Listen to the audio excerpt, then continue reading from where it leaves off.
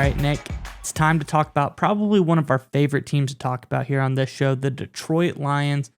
They are roaring past some of their opponents lately, Nick. They're on a tear. They're 500, working the way to, I think, be well above 500 this season. Great season so far. But speaking of great seasons, Nick, I want to ask the Lions fans here in the comments below, let us know, what's been your favorite season of all time throughout your Lions fandom? What's been your favorite season? Let us know in the comments below. But Nick, we have a great story coming up in just a second here about a very interesting playoff scenario for the Lions. Then we're going to tell you how it could shake out, what things may have to happen. And we're going to get into that right now, Nick. So what do you have on the Lions playoff scenario? Well, before we talk about that, I want to go back to October 30th, right? The Detroit Lions unfortunately fall to the Miami Dolphins. And that drops their record to 1-6. That's just a bummer of a Halloween present right around the corner, October 30th, fall 1-6. Well, it turns out less than 2 months later, as we go into Christmas, the most wonderful time of the year, everyone's happy, a lot of Christmas joy.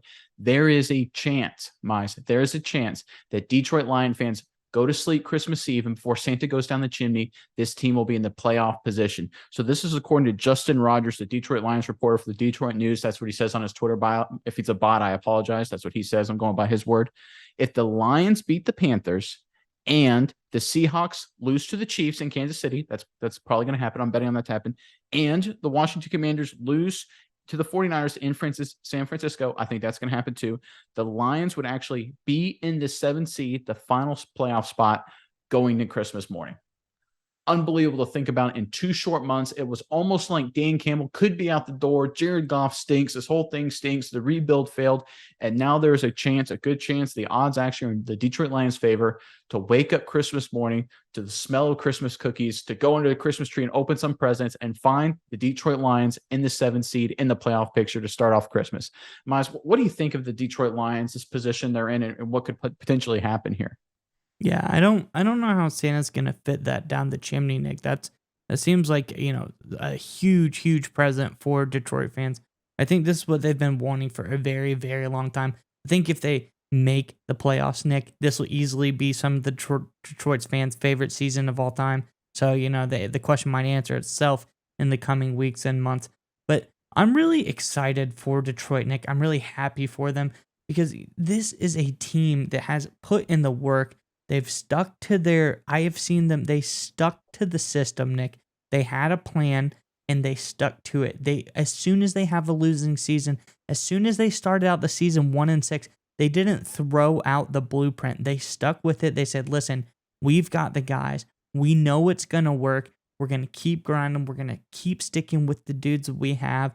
We have this new culture. We have a new system in place. And it's going to work. And it did, Nick. And it did. And it's very tough to go through something like that. As you say, a 1-6 start, you're starting to get all kinds of outside noise. Fire Dan Campbell, like you said, get rid of Jared Goff, blow everything up. We got to rebuild the rebuild. Well, no, you don't. You just have to trust the rebuild. And I think this is crazy, Nick, because as you said, 1-6, and you coming into week 16 with a playoff chance and a prayer that just a few nights from now, you could be on the verge of making it into the playoff picture. Yeah, it's unbelievable. And look, it's not like the Lions got there and won 6 or 7 by playing a cream puff schedule. According to, I think this is CBS Sports, they mentioned this, that the Detroit Lions had the hardest strength of schedule this season so far. Their opponents have a winning percentage of 590. That's unbelievable. Usually, obviously, it's about 500 would be middle of the pack. So 590 is much higher than that. The fact that the Lions are 7-7 is incredibly impressive. Because when you look at their winning streak here, their 6 or 7 that they've done, they beat the Giants in New York. Giants are a playoff team.